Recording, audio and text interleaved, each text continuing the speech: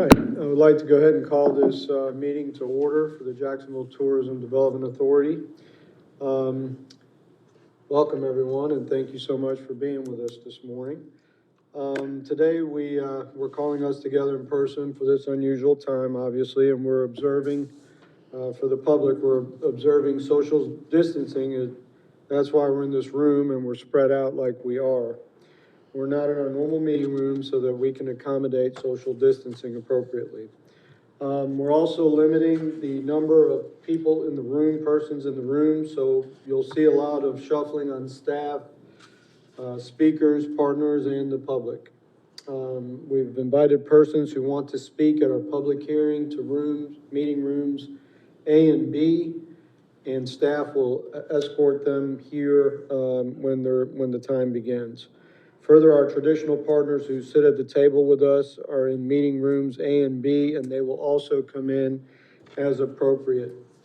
Without any further ado, let's look at our agenda item for today, and I will entertain a motion to adopt the agenda as you've been emailed and presented before you. So moved. Second. I have a motion and a second. Any discussion on the agenda? All in favor signify by saying aye. Aye. Okay, motion carries. Thank you. Also, as part of your package, you've received the meeting minutes for our May 28th meeting. If there are no changes, omissions, errors, or anything that you noticed, we'll entertain a motion to adopt those as well. So moved. Second. All right, have a motion and a second. Any further discussion? All in favor signify by saying aye. Aye. Thank you. And before we move on, I'd just like to say that I think it says a lot that, we as an authority have continued to meet in persons, because there's so many Zoom meetings. Not that there's anything wrong with Zoom meetings, but I just feel like we're continuing the work of the people and doing it in person, and we're doing it appropriately, and I think there's a lot of good to that. So thank you for taking time to join us in person. I think that's important. Moving over to item number 5, old business, which involves the Vietnam Visitor Center. Is anyone here to update? Nothing? Okay. So no information will be available to pass on today. Hopefully that'll be coming forward soon as things move back to some sort of normalcy in the future. Item number 6, Visitors Bureau investigation. Basically with the conversation about a visitor center of some fashion and a clear benefit of a unified message for Onslow County and Jacksonville tourism efforts, I've had some discussions with county leaders about a formal unified effort. I've found some support for the idea, and one option is an entity such as a Visitors Bureau jointly supported by county and city occupancy taxes. There's many examples in the state and across the nations that have already been formed, so obviously we would not be reinventing the wheel. Some within the state incorporates a sports commission, and most also operate some sort of visitor center. Key mission is to market the jurisdiction as a whole and produce economies of attention that would be travelers and benefit from single messages within related channels. If you recall, when we were first formed, there was some conversation about how we would all work together between the county and the city and the sports commission.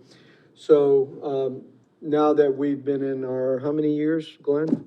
Since 2010. So 2010, I think we're ready to sort of have some conversations to move into that more unified effort.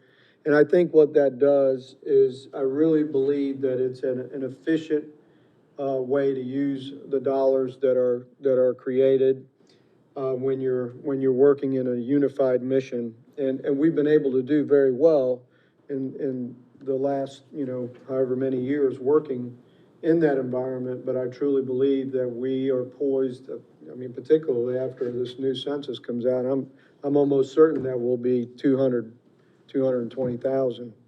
So we're growing. And so we need to work in a more strategic and efficient manner in which we do our business to bring more people to our community. So, without further ado, I'm gonna ask Glenn to give us some more detail, and, we'll have a conversation. So Glenn, please. Indeed, to do something like that, we had a conversation with Shelley Green, and who's kind of known in the business and has been involved greatly with putting things together. And it would require, obviously, the TDA doesn't go away, it has to fund something of the matter. And then you've also got the county that has the power to collect the tax. And so together, you'd create a new entity, and you folks would serve on to it. And as mentioned, the Sports Commission may be included in there as it was. So with this new entity that's there, the TDA has to remain in existence. You will have to vote to give money to them to operate or not. And of course, particularly the green money, that's not something they would spend, that money for capital projects or something like that. That's money you would spend to do things as such there. So that would require action of the authority. So you would continue to need to hold prudence over that money as it was.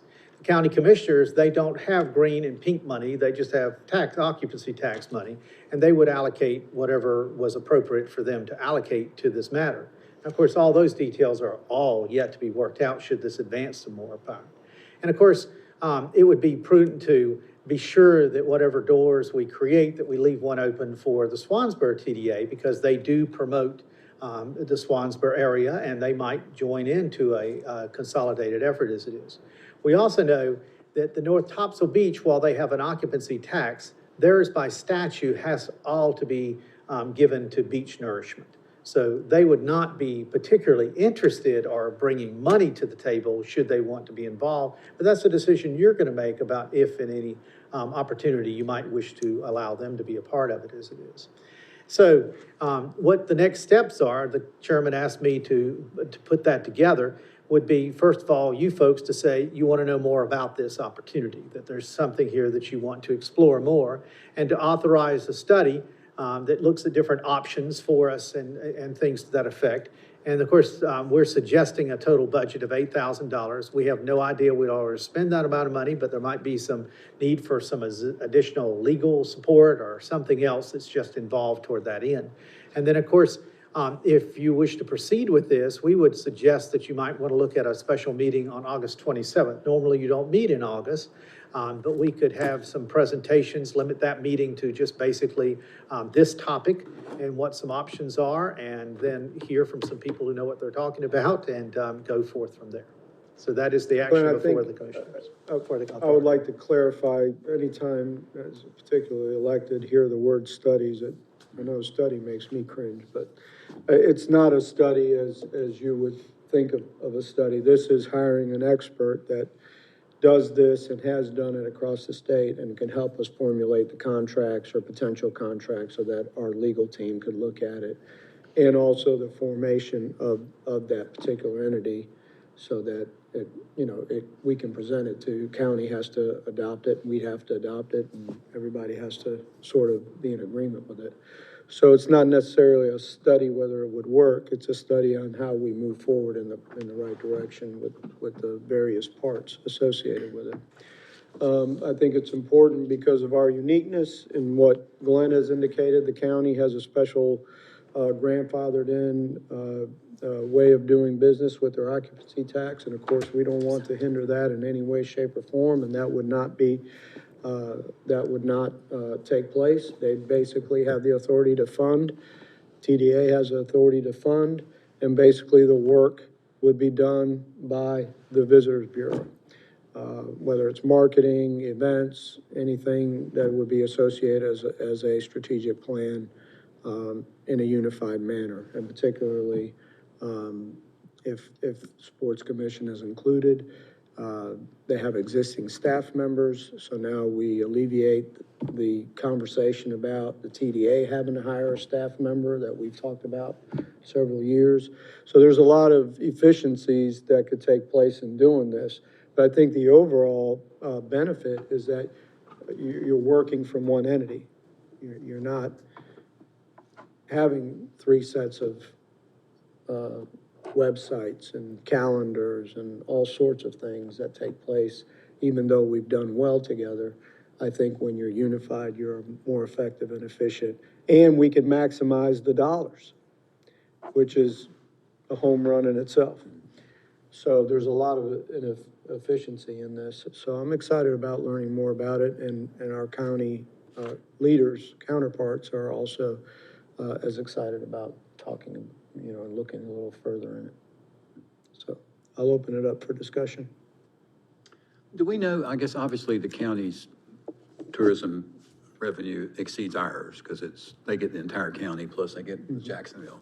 So with this, are we thinking of this as a 50-50 funding formula, or are we gonna use the formula just random sampling? We have discussed that. We've just been looking at what options are there for entities, as it was, and some of them you can use for different things. So, I mean, and Laurette has some experience with creating one of these, and she indicated that they used percentages, correct? Right.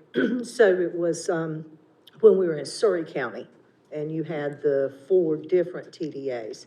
And so they determined that each TDA would do 1/3 of whatever their collections were. So like the smaller towns like Dobson that only had 2 hotels, their third wasn't near as much as what they would be getting from Mount Airy. We put this together in 2008 and called down there the other day. It is still in place. They're still working that way. And the beauty of that is yes, you have the opportunity to do things cohesively, but you still have the opportunity to do things that are specific to your area. Because, Jacksonville needs to be careful to make sure that they're properly promoting the hotels that collect for them. So you've got those kind of conditions. So it just gives you, like Mike said, there's things that you can do together, especially with the visitor center. Those are things you can do together, but yet you can still have Teresa do the work of Jacksonville that needs to be done specific to Jacksonville. And then the chamber with Onslow County Tourism, we can still do what we're charged to do by the county commissioners. So you're not alleviating these other ones, you're just finding an opportunity to operate this visitor center is the way I see it. And that's sort of what this particular expert will bring back to us, is several different models that we could look at and see what that approach is. But as we see it, you have, right now, we give money to the sports commission, county gives money to the sports commission, county gives money to county, or to tourism. We invest money in our tourism marketing. So you're talking about pooling monies together and having a unified, set of working orders. So, but again, that's to be decided. We feel that these next steps are appropriate in order to look at the different models that are across the state and how one might fit in for us. Well, as you indicated at the beginning, this is something that we've looked at from day one. And I'm very excited to hear that the county is interested in it. And I think, whatever comes out of this is a positive. So there's no question that this could help the whole community, Jacksonville, Swansboro, if they wanted to be part of it, and certainly Onslow County. So I'm very excited to see that we're finally, after 10 years, moving in that direction. I see this as a win-win for everybody, but again, it depends on who's at the table and what they bring and how they go about. And I think Councilman has raised a good point, what are the percentages, who's gonna do what? But all of those are to be fleshed out later, obviously. But I'm very excited that we're now at this point. And keep in mind, this is getting back to, 8,000 is a budget. We may not only need 3,000 or 4,000. Yeah, but I understand. this will allow him to do his work without having to go back and forth if he needs some additional funding. Any comments? I remember we did a study, looking at it a few years ago before I left. Yeah. So, I'm all for this. Yeah, I agree with Vice Chairman. It sounds like there's gonna be a real value to this consultation and a real benefit to the community, as a whole. So I think it sounds good. If you're ready, Mr. Chairman, I'll make a motion. I'm ready. That we authorize the $1,500 for the study and the authorize $8,000 to be the total budget, understanding that it would only be spent if needed. Have a motion and a second. Further discussion? Excuse me, do we need to have the date for the next? Part of my motion would also be to consider a special meeting for August 27th. Okay. You second that? Second. Okay. Any discussion? All in favor signify by saying aye. Aye. Motion carries. Thank you. Item number 7 is a spending plan update. Glenn? Okay, well, basically, this is brought to you back because we want to be sure we're fully transparent in this. You had some changes that we made, obviously, to the one that we presented, and we also have now the $8,000 in there. So the document that you have in front of you includes those things. And then there was a little bit of a contract for some software that we did for the business meeting software that we did not put a specific number in there, so that's in there, ready to go, and so that's it. So basically, those are the 3 things that are the real changes. It puts the number next to the visitor experience change, and it lets you all see those other 2 things. So all we wanted you to do is to, excuse me, I'm flipping the buttons here too fast. It is less money that would be used from the reserve, and that's where we are at this moment. Okay. Ms. Any May. questions? Make a motion to approve the updated spending plan. Second. I have a motion and a second. Any other discussion? All in favor signify by saying aye. Aye. Motion carries. We're gonna look at item number 8, annual strategic plan review. Basically, this is a plan that it's really impossible with our partnership with the chamber and our consultants to look at a whole year into the future. I think we can all agree that we don't know when things are going to end for COVID-19 or what's next. So this is really kind of saying, this is kind of a game plan, and we're going to review this quarterly to make sure that we consider all that needs to be considered. I have a quick question, not to interrupt you. What are we doing with all the canceled events? Are you just? We're gonna have a list of those for you to see in just a moment, because it's quite a Okay. list in there. Well, I guess in terms of budget, I guess it doesn't affect budget, it just reverts, it just stays, Unbalanced, and just they don't moves spend over. money. Okay. Go ahead. Of course, we've budgeted, hoping that these things would happen, but, it changes. So long story made short is that we've been, we think, pretty responsive to the COVID-19. Kudos to the chamber having started keeping up the small businesses that are still operating as restaurants, and when they were doing the takeout only and all the things, to put together quite a list, and we echoed that on our parts and helped amplify that kind of messaging that for our people and for would-be travelers who were in the area staying around as they are. And of course, the post-COVID message is to welcome them to come to our community and say, we'll be here when you get here, as it was. So the 3-legged stool that we have used in our most recent years have always been sports, military, and outdoors. You remember we kind of got that lesson from Judy Randall. We've had that thought before. It wasn't that cohesive, and with Susan Dozer and Teresa, and of course the wise counsel of our friends at the chamber, we've stayed on those 3-legged stools as to what we're doing. But the most important thing that we think we have to do is to tell our story, because that creates that experience, it creates empathy, it creates that connection to the place. People want to see things, they want to go. I'm sure you've all seen something on television or read a magazine article or see something that inspired you to say, I might want to just go there or something. And that's what we're trying to do here. So the value of our story and the power of it focuses on that military community. It focuses on our environmental assets, and we, among them, use those environmental education things and opportunities that we have for that. And we also use sports. I mean, sports in and of itself tells a story and provides for movement of people and overnight stays. You authorized us and said you wanted us to do things to help the Arts Council, and so one of the projects was to help build something that could potentially create a music community or something of the arts community in a more broad sense, to come outside of the doors of the Arts Council. And the Bulldog Project has given them that money to do things. Obviously, COVID-19 has kind of changed some things from their rollout that they were to have at their Riverwalk Arts Festival to what had to be put off for a while. But they've sold a number of the Bulldogs. Many of them are going to be unveiled at the Veterans Day weekend as part of that situation there. And then, of course, we did use the Bulldog, initial Bulldog, to come out at our Veterans Day, the Veterans Tribute Weekend, and we want to do that again. We also updated the Visit Jacksonville website to make it more responsive to what travelers want, not just what we wanted as pretty pictures and things that affect. You will think back on this year that the Sturgeon City building opened. It seems like an eon ago that happened, but it did.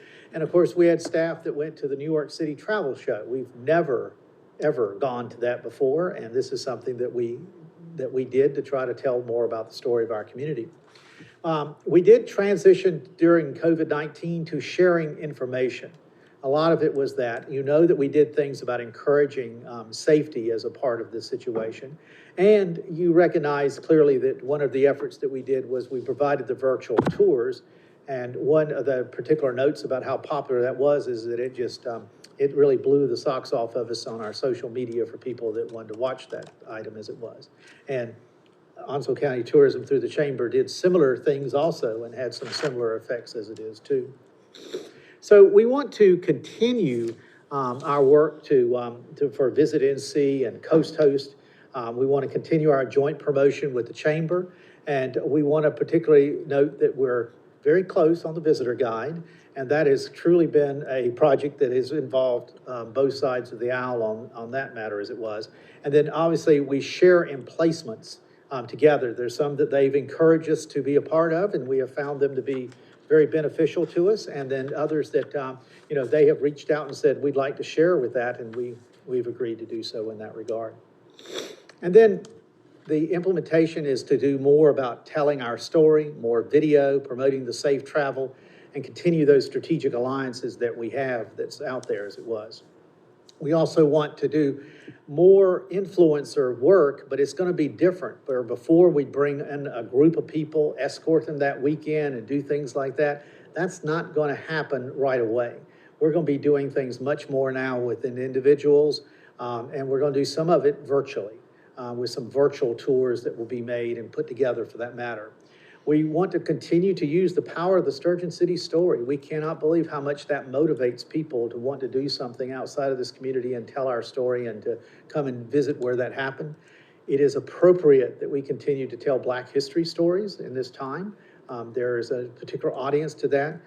Again, the Chamber with the African American Heritage Trail has, sought to use that as a method for many people to come here and learn more about that.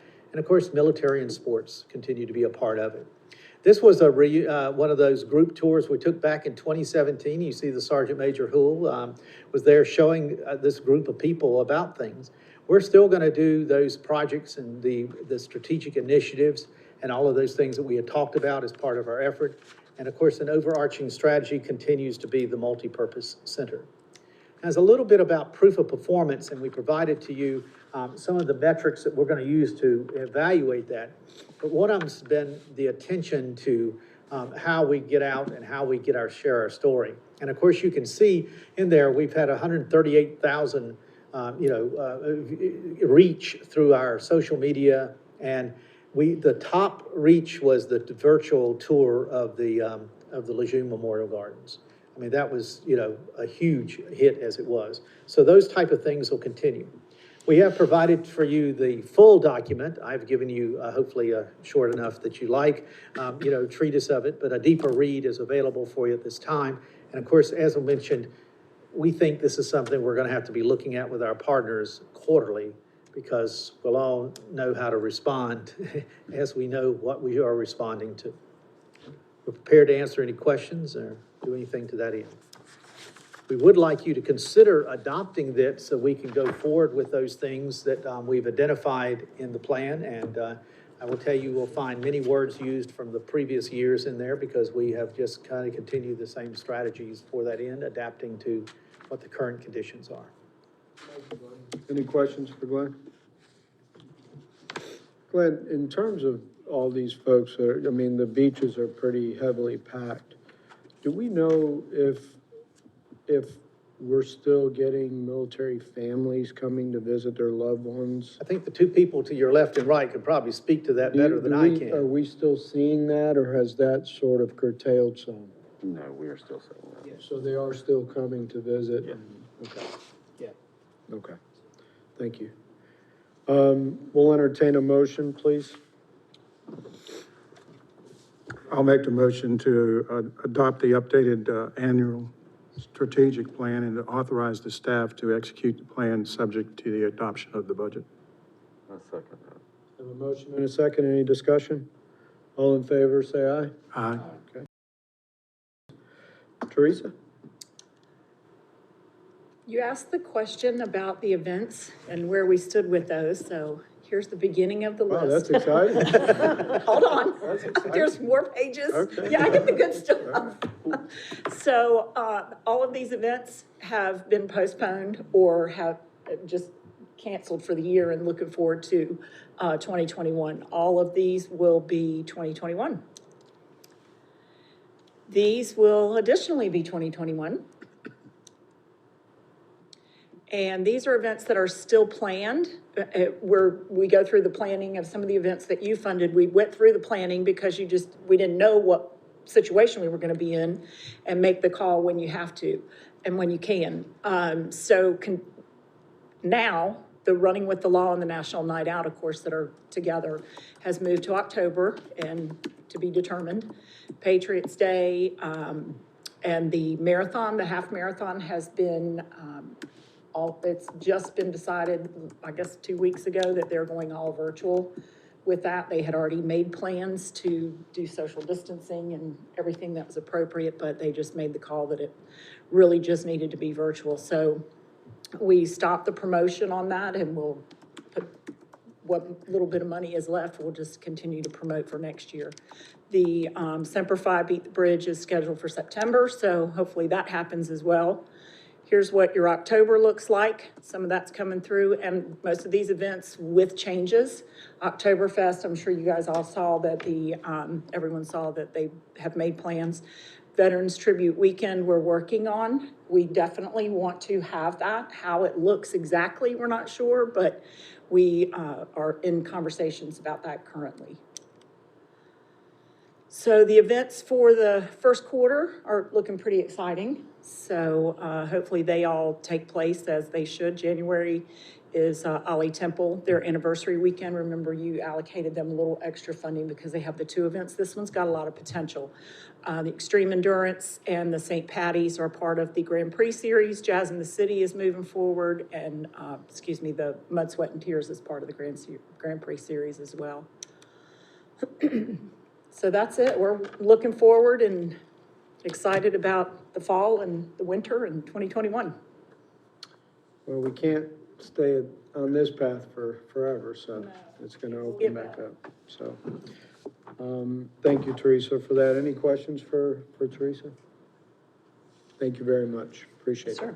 All right, we're gonna do a little shuffle now. Okay, and some other please. people are gonna come in and some people are gonna leave. We understand. Thank you. Thank you. Thank you.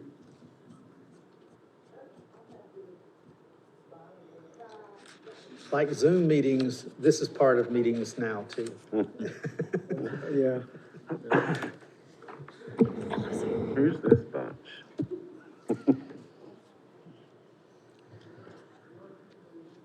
So you're up. Okay, thanks. Thank you.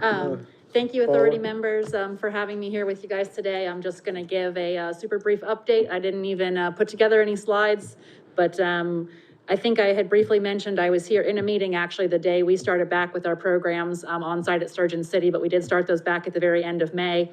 A couple weeks after that, the week of June 8th, we started our summer camps. So we're currently actually in our 8th week of our summer camp program. And we've been on and off running individual family programs in our mobile planetarium as well throughout the summer. So we've actually served over 300 people through those combined programs so far this summer. Multiple kids coming back multiple times, multiple families doing the planetarium multiple times. So we've been glad that we've still been able to serve the community in that way. Obviously following all appropriate COVID-related protocols with social distancing, limiting our total number of students, extra cleaning, all of our staff wear masks. When the mask rules changed at the state level, our masks rules changed for our kids too. But, some are still just recommended, they're not all required. We are in the process of launching fall programming, really school year programming, to serve at least a limited number, hopefully, of students in Onslow County on the days they'll be doing virtual learning. And we will be following again, we'll matching the Onslow County schools' safety protocols for COVID. But we're hopeful to be able to help fill a need there and help out the community, while still also keeping space open to run our regular programs and hopefully launch back into some scale of event programming at some time during the coming fiscal year. So we do currently have things on the books, but as has been continuing to happen throughout this time, they've been continuing to migrate farther and farther away, into the future. So we're just really addressing those as they come, based on the state guidance and based on the local guidance and all the safety protocols. And that's what we will continue to do as we continue forward.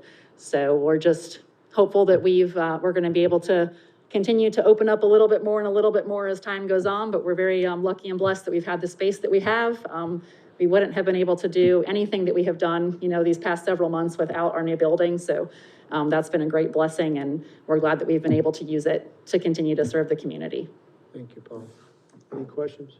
Yeah, Paul, I know at our board meeting last week, we talked about when schools go back in whatever form they go back in, that Sturgeon City would be prepared to do some after-school programs or even during school time if they were home. Could you let that in? Yes, I don't want to elaborate too much as we haven't officially launched those publicly. I'm not trying to be shady, please, I hope you understand that, but we are offering something. We have been working on the math in terms of what our capacity is, but we will be offering a program, and it will be a 5-day-a-week such that, half the week we'll have a certain number of students and half the week, another number, such that we can accommodate some students at least on those virtual learning days that will be set up to both assist them with their virtual learning and fill in the necessary time, with typical activities like we would normally do for our programs, some kind of hands-on activities and outdoor time as applicable. So they will be doing their virtual learning, but we will also help fill those times, when they're not necessarily in class, because differing students will have differing schedules and things of that nature.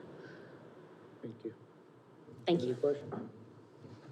No, I mean, I would be curious to hear, outside of the state and local guidelines regarding COVID and the extra measures that everyone's had to take, have you had to adapt anything in particular within your programs or your camps that you found to be really beneficial that maybe you hadn't done before? Surprisingly, there have been a couple efficiency things that we've actually felt have turned out helpful. I mean, one small one is just our check-in and check-out process now, because no parents are entering our building. We do have the ability at our new building to have basically a car rider line right up in front of our building. And so the parents are dropping off there, for temperature checks and screening. And similarly, at the end of the day, they pull up, we call in for whichever student we need, that student is released to them. And it actually kind of makes those parts of the day go a little bit smoother, because when you're trying to check in, 20 or 30 kids at a time, and all the parents are coming in and out, sometimes takes longer than it needs to. There's been a couple other things that we've actually noticed that do seem to kind of run a little smoother. So we'll definitely be kind of continuing to evaluate those and potentially adopting some in more of a long-term setting. Well, that's good. And one last thing, anything that you found that you need that you don't have? I don't really think so. I mean, we've just been kind of doing our best to take it as it comes, in terms of we've definitely kind of had to adapt some of the actual activities and things we do with the students, but, most of what we do is easily kind of able to be, sort of split up, if that makes sense, so they're not sharing all the same things and things like that. And we have the outdoor space that we have, which of course helps a lot as well. So I appreciate that, though. Thank you. Very nice. Paula, thank you so much. Thank you. Appreciate the report. Scott? So back in the olden days, there was this thing called sports. You guys remember, you remember that, what that used to be? A long time ago. Yeah. So since our fiscal year ended June 30th, I thought I'd give you our year-end numbers. There's bad news, but I think there's some silver lining good news. So our estimated economic impact from sporting events that we track, not just sports commission events, was $2,653,000. So that was down $966,000 from previous year. However, there was 15 events that we tracked that were canceled. One single event, ACI basketball camp, is $500,000. So that, and I'm about to get to room nights, it tells me that the events that happened, numbers were up. Our room nights, estimated room nights were 5,050. That was only down 934 from previous year with 15 events canceled. And as I just mentioned, ECI's huge number of room nights. So until we got shut down, events numbers were up. But as you know, there's a huge question mark still with high school football. The only answer so far is that the earliest they can start anything is September 1st. Still don't know when the first game will be, still don't know if they're going to be able to scrimmage, still don't know if they're even going to have it, still don't know if fans can be. So the football jamboree has been canceled for this year. When are they making that decision, do you know? No. I didn't know if you knew. Maybe not until September 1st. And I was telling Ken before the meeting, they deem the three dangerous sports as wrestling, football, and soccer. So, there's rumors that, other sports may continue and those still may not. So no one knows. So we just had to cancel the jamboree. We were hoping that our boxing event would happen on October 30th. North Carolina Amateur Boxing says no boxing matches for the rest of 2020. So boxing was canceled. Our Hall of Fame event, our board, we want that event to be special for those folks. Hall of Famer sitting there next to you, Mike, he knows. So we just decided, again, too many question marks, will we be limited in our folks? So we've moved the Hall of Fame to March 18th. It's going to be at Paula's place. And up on the screen earlier was Beat the Bridge. As of this moment, that event is still scheduled. I could spend the next hour telling you guys the new guidelines for races. I can tell you our cost will probably triple, yet you expect numbers to be down. So we're still evaluating. That may end up having to go virtual just because of the nature of where we are right now. But we have not made that decision yet. But with all of this reshuffling, all of the question marks, we're really focusing on nailing in our dates and locations, et cetera, for 2021. And we have most of those finalized. We're still working on a few that are kind of up to someone else as far as the high school sports or something like that. But I thought by this point I'd be bringing you good news about all these events that were going to happen, and instead it's gone the opposite direction of more things getting canceled. Let me ask you a question. You just mentioned that if you do have this race, it may triple your expenses. How is your budget looking? Well, it looks pretty good because we haven't spent any money, but we also haven't, brought in any money. But Right. no, as far as Sports Commission, budget-wise, we're fine. Okay. It's almost just a wash. We're not spending it, but we're not making it either, so it's kind of sitting there. Okay. A lot of the revenues are still the same, but no expenditures. Right. So there should be. Money on a lot of our events to help fund the next one, but we're also not spending the money, so it's kind of a wash. Could you elaborate on that tripling? Well, so I'll give you a couple of examples.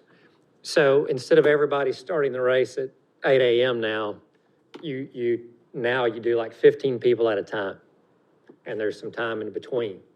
So your course is open about an extra 2.5 to 3 hours.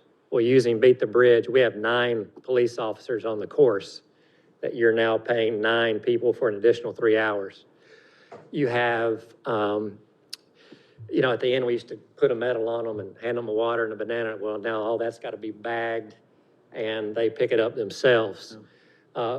Because of COVID, we're a little worried about getting enough volunteers based on the old way of doing things. Well, now, you can't go up to a water stop and grab your own cup of water. It's almost got to be 1 cup on a tray for 1 person to grab. So you need 10 people at a water stop instead of 2. So those are just a couple of examples, along with the cleaning. Porta potties. Now you're supposed to double, triple your number of porta potties, and someone's supposed to clean them in between each use. So, Salem said she would come help do that, but, I don't know if we'll have enough volunteers for the other areas, so. That might be a little tough. Yeah. Any other questions? Yeah. Thanks. Yeah, I think, Thanks for the information on that. Way to go, Randy. You wanted to know. Lots of things you would not even begin to think about that are now kind of expected. Well, I think we're all experiencing the rising costs of doing business, I think, and, and I know in our business, cost of goods are probably up 30 to 40%. A box of gloves a case of gloves is $100 and you can't even get them. Right. So it's becoming a bit difficult and a bit expensive to operate, and cost of goods is just shooting through the roof. So, not going away anytime soon, I don't think. So, Salem, give us some good news. I just brought good news for y'all today. So as we have shifted during this time, we've really pushed to promoting safe family fun activities that you can do. So we have moved to doing some ads through Spectrum and also through social media such as Instagram and Facebook. And we've created a blog, the top 10 family fun adventures you can do in Onslow County. And we've had really great success with that, the number of people looking at it, and even looking at the numbers in June, they were up from last year. So we were very excited to see that for June. So people are coming to the beach. They're booking out. I've been talking to the hotels down there, and they said they've been really busy down at the beach. And I also just wanted to share with you all today some of the articles and stories that we have been gaining from our relationship with Lori Rowe Communications. So they put together stories for us and then pitch them to magazines, to travel writers, to different places. So one of the ones we were most excited about getting recently was the best pumpkin patch near me in every state. So Mike's Farm was featured for North Carolina. Nice. And from that article, they had 22 million impressions from that story. And it was also picked up by Yahoo Style, and that was another 1 billion impressions just on that story. So we're very excited that Onslow County was featured there. We also, with the African American Heritage Trail, that was in one of our stories. We had Black Southern Belle. She's a blogger. She picked up that story, and she's going to be doing a story with a video on her blog soon. We also had Style Blueprint magazine, who saw one of our stories and requested shrimp recipes from some of our restaurants. So we were lucky to have the borough down in Swansboro presented us a recipe, and she's going to use that on her website. And then one of our other really big ones was Dream Vacation magazine. They did the best beach camping experiences in Hammocks Beach. Made that list. And then the State Tourism Office pitched to Leisure and Travel magazine. And on their website, Bear Island at Hammocks Beach made the top 10, one of the top 10 beaches in North Carolina. Very nice. So we've been really excited with all the stories and press that we've been getting from there. And then also in Our State magazine, if y'all saw the June coastal issue, the Low Country Kitchen was featured and the story in the magazine, and so was Seaview Pier, talking about their restaurant and fishing out on the pier. And they also did a story recently about 14 quirky towns near the beach, and Sneed's Ferry made one of the stories. So we've been very excited That's really good, though. so we're very excited. People are starting to see, as I know Glenn was talking about, sharing our story, getting people to know the story of Onslow County and Jacksonville. These are great experiences to have people seeing them and hopefully coming to visit. Very good. Part of it was some of those stories she mentioned are people that we have brought into the community, and they're helping to echo these stories louder. Black Southern Belle is a perfect example. She just came here and just was overwhelmed with things, and she's quite an influencer. She has a huge following. Yes. Mm-hmm. Any questions for Salem? No, good job. Now, Salem, are you at the office, or are you working remotely? I am working mainly at the office. I do 1 or 2 days at the house. At the house, okay.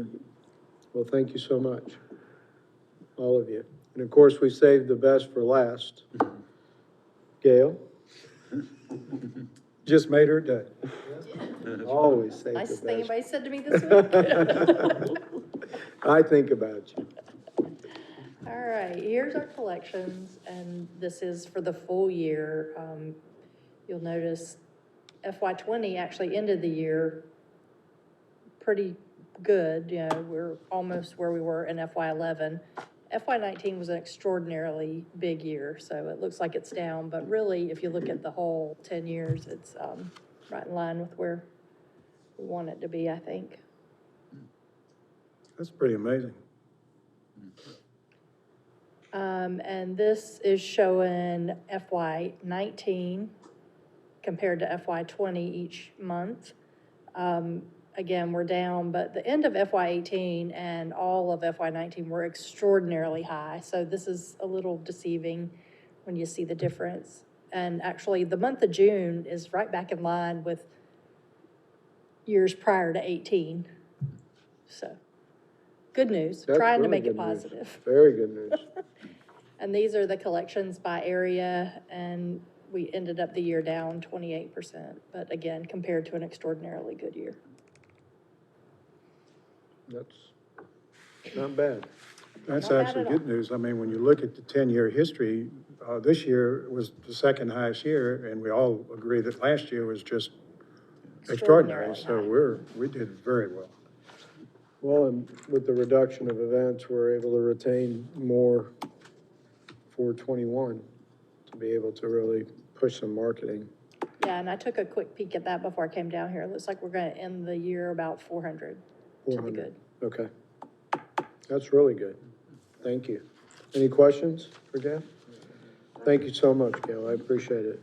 One comment though, Please. if I could, I think that's a good point. I mean, if you remove that outlier of 2019, I mean, that We're up. trend is a favorable Right. year-over-year trend.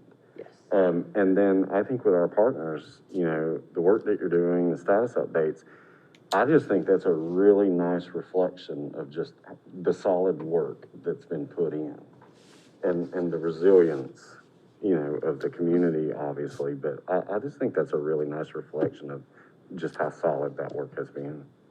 And really for the hotel, you know, the lodging community, I think it's a big boost in the arm that we can, you know, that we can support and continue with all the extra hotels that were built within the 10 years. We've been able to continue to support and put heads on beds and make everybody, you know, sort of sustain Absolutely. their residency. So good stuff. And we're going to continue to do that, and we'll be prepared for 21 with a good solid budget, and hopefully some great things will happen and we can make it even better than 20. Are there any other questions for Gail? Any financials? Gail, thank you so much again. Moving on to census. Absolutely. I know I sound like a broken record, but I am. And we're still trying to encourage it. Many states and areas got emails yesterday from the Census Bureau because they're going to go back out into the street. Avoid the knock and fill it out yourself. That's the biggest point. And if you lost it, you can still do it. You can dial the number on the screen if you wish to just report it. It is so important for our community. Right now, if we take the math, and this is where Randy comes in, and Gail certainly knows this other deal, that's 1,623 people based on what the previous decade was per person in federal funds that are allocated as a result of the census. $205 per person for what state funds are allocated. Based on the response rate of 52.8% for Onslow County right now, we are still down $1.6 billion for the next decade if you were to use that number of what is the uncounted population at this time. Now, many people say they're going to catch it on the fly. The problem is we know they're going to hit a lot of doors that are going to be vacant from when they were occupied previously. And if they don't get a neighbor that tells them that, that is a zero count population. The other part is that previously the Census Bureau indicated they were going to allow this to go until October. There's a bill that was introduced into the Senate that would move that back up now to the end of basically September, and that the count would not happen until then. And so in effect, we have a little more than about 70 days to finish everything up, and they just went back out on the field. North Carolina returns to the field August the 11th. So these are all concerns we have at this time. Can you talk about the privacy portion of the response? Absolutely. You know, the This is data something is that- not publicized, it's not sold, go ahead. Well, no other agency sees an individual response to the census. And they have methods that make sure that you can't delve down into a census block and figure out who it is. Those numbers are not published for a census block if it's a small block as it is. The actual information to find out that your grandfather or great-grandfather performed something or what occupation they reported on a census some time ago is not released until 72 years after that census is completed, which obviously makes it available for genealogy and research and things of that nature. So those are held. There's never been a breach of census information. It's a United States felony to do so. And so consequently, everyone who takes works for the Census Bureau takes a lifetime oath that they will not reveal any of the information they obtained while working for the census.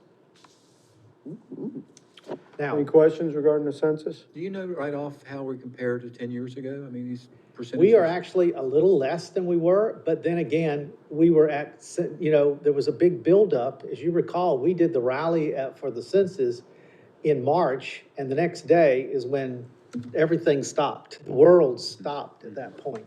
And so we didn't get that late March push to the April 1st Census Day. And even though now we're at 52%, we're at 52.8% for Jacksonville response right now. That is far below what the final response was for, April 1st, 2010. Was it like 63? Oh, no, we were up around 78. Oh, we did? Yeah. Wow. Yeah. So, I mean, that is just, it's just, and areas that you would think would be doing well, such as we're still beating Greenville. I mean, it's remarkable to see the areas that are just not responding to the census voluntarily. Now, one good thing this week started the group quarters count. I have great faith in how Camp Lejeune and the officers of the Marine Corps Installations East will count people, that they're going to make sure that they show how these barracks, it may not have been this person that was there on April 1st, but it's another person there now, so they count. So this is a new world order we're living in as a result of this. Glenn, obviously, I mean, 100% would be ideal, but I mean, is there a target percentage? Yes, well, the target is around 85 to 90% to make something happen. And then when they go back out into the field, they pick up another 5 to 10% sometimes, depending on what that number is. And that's it. They are not allowed to interpolate and to, say that this house is just like this one, that you live like this. This is an actual count of the people, which is why people say with all the advanced surveying we have now, why do we still do a census? The Constitution says we do a census, and we use an actual count of people. Thank you. Anything else? We have one more for you on the One City Month. One city? This set this up to the point there that, as you know, it is the tradition now of the Civic Affairs Committee to put a wreath at the Freedom Fountain for everyone who passes through our community who has died in the service of their nation, either in an active duty status or in a status of training. And so most recently, there was a wreath that was put out for a MARSOC Marine who passed. And in doing so, a significant piece of history went with that, and some particular feelings came from someone who served with them or served in a like position. I want to share with you a story that Molly Levine did on WCTI. Segment is brought to you by Pepsi and West Shore Home. Last month, we told you about Kyle Wolf Winninger, the MARSOC sergeant who died while going through airborne training at Fort Benning. Tonight, we're learning how this tragedy brought two strangers together. News Channel 12 reporter Molly Levine is in Jacksonville to tell us how a military veteran and Winninger's father became friends. Well, Val, the city of Jacksonville held a wreath ceremony last month for Wolf Winninger. And what the military veteran Lawrence Crane did next, that caught the attention of Winninger's father. And he was making his jumps to qualify for his wings when he was killed. And my first thought was, he went through 2 weeks, started the third week, and never got his wings. So my thought was, I've got wings I got in 1968, I'll give them to him. Lawrence Crane didn't know Kyle Wolf Winninger, but he felt like he did. And I knew that if Sergeant Winninger was accepted by the Raider Battalion, that he had to be an exceptional Marine, and I just wanted to honor him. Wolf's father, who lives in Ohio, got wind of this act of kindness that I caught on camera last month. A friend of mine said you have to look at this video from a ABC affiliate in Jacksonville, North Carolina. I thought it was just more of the same story because it was everywhere. It's been local media, etc. And I looked at it, and of course, I was emotionally just so moved by this. Ernest Wenninger searched for hours to find Crane's phone number to thank him and his family for the wings. Like, who are these people? These are complete strangers. I've never met them. My son never met them. And it just kind of rekindled my faith in the goodness of people. Ernest tells me Wolf's service was recognized by many. My son received accolades from United States senators who flew flags from the nation's capital, our congressman, the governor. But this recognition just felt different. The kindness and the generosity and the warmth and the love from complete strangers and acts like this are just the most moving tributes. And Crane is sending Wenninger his son's wings through the mail. This is just something that I like to do. I think many Marines do things like this. Lawrence Crane and Ernie Wenninger now speak on a regular basis, and they tell me they're planning on meeting up sometime soon in the near future. I'm Molly Levine, live in Jacksonville for News Channel 12. We just thought that'd be a Good nice story. thing to end on, because obviously the Freedom Fountain is our symbol of receive a hero's welcome. It moved somebody into action, as it was. A father was so appreciative. I've spoken to him several times.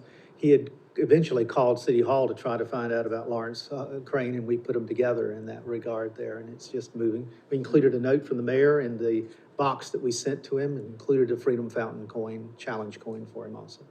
And, of course, the handwritten note that Lawrence Crane put in. Very nice. Thank you. Great stuff. Great stuff. Directors? Comments? Not after that. It's hard to say much after that, isn't it?